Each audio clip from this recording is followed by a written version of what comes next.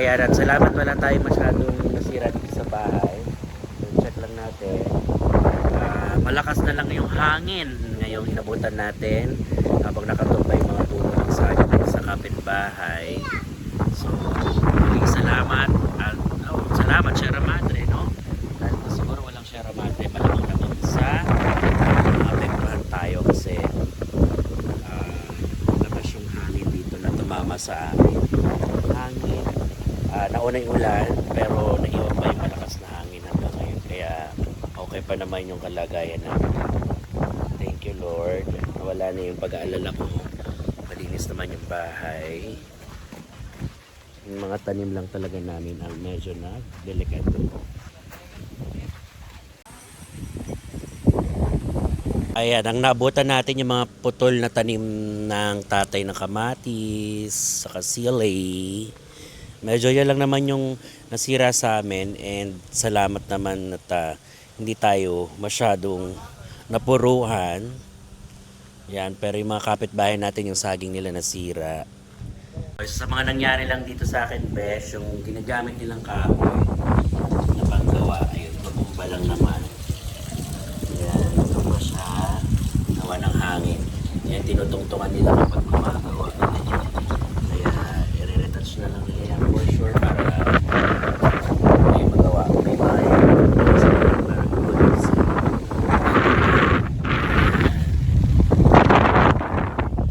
hindi naman obvious na mahangin na po. Kaya nahangin yung buho ko. At salamat, nakakita tayo nito dito. Isang pangitain ng isang napakagandang pag-asa. Muli, isang panawagan yan sa mga kababayan natin na please, huwag niyo pong sirain ang kalikasan natin. Napakaganda ng rainbow. Ang blessed naman. Pagdating na patagting natin, nagniningning siya agad. Nakumunga siya sa ganun. Salamat. At meron ko sa napakagandang kulay na napakita ng magandang pag-asa para sa ating lahat, mga bes.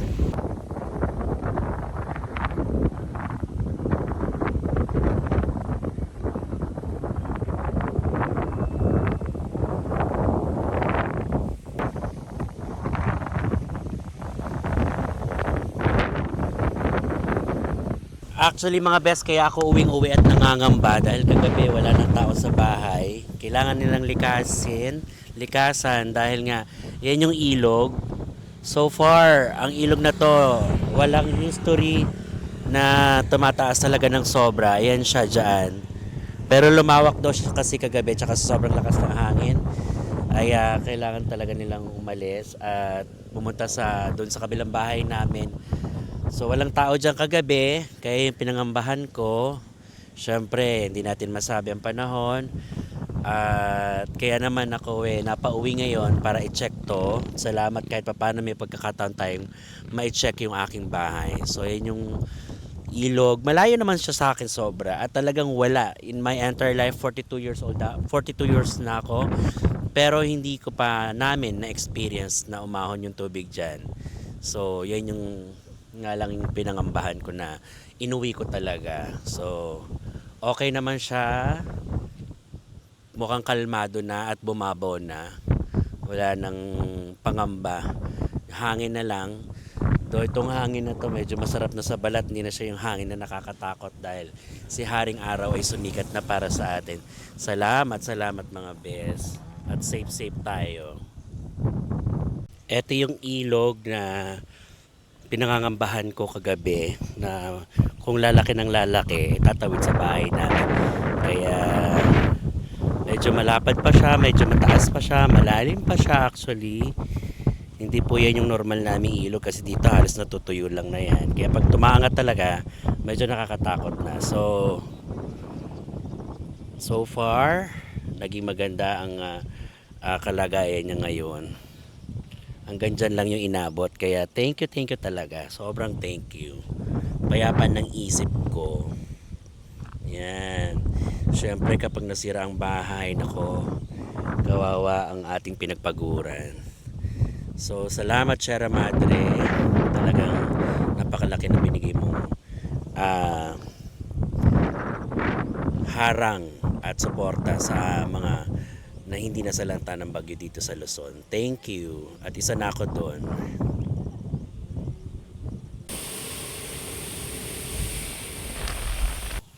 Ngayon pupuntahan natin yung isa sa matagal ko ng inilalapit sana sa kinauukulan kasi ito nang sinasabi ko, paano kung aabutin siya ng bagyo, ulan. Ito na nga ang inaabot. Mga best, nandito na naman tayo ngayon doon sa ilog kung saan ko ito ni-report 3 buwan bago ako ulit nag-report dahil sa kondisyon ng aming daan dito. Siguro wag na nating hintayin pag may maaksidente dahil pansin naman natin na yung kalsada ay napakadelikado talaga dito sa ilog. Medyo malambot na tong lupa na to, hindi na to safe dahil kinakain na yan ng tubig. Wala na halos isang tipa yung lapad at dinadaanan. Delikado na talaga siya, malambot na yung lupa, malambot na yung dinadaanan na to. Hindi sa kailanan, siguradong ito po ay may madidisgrasya. So, ito yung daan na kung totoo sa national highway na po talaga siya. Pangatlong panawagan ko na po ito. Kaya lang mukhang hindi natin alam kung kanino ilalapit. Napakadelikadong daan. Isang dipa na lang o wala na nga isang dipa yung dinadaanan at kinakain na ng tubig. Patuloy na kinakain ng tubig yung buhangin, yung lupa. At ito kasi tatagos po yung tubig na yan. Ayan, no? Pag lumalim yan, tatagos siya dito sa kabila. At maraming masasalanta. Pananim, bahay, lahat. So yun yung nakakatakot. At baka may maaksidente or may malaglag pa po dito. Dahil paniguradong malambot na po yan. Muli po sa kinauukulan, kung di man po dito or sa nakakataas sana ay meron tayong malapitan. Dahil wala na po sanang sisihan. Kung hindi na yung kung sino yung naupo ng matagal, hindi na yung sino yung pinag-abutan. Ang usapan po natin ngayon dito yung kaligtasan ng bawat isa na kung sino po sana yung makakatulong sa amin. Lalo na po sa mga dumadaan dito naming mga kababayan. At ito po ay delikado talaga.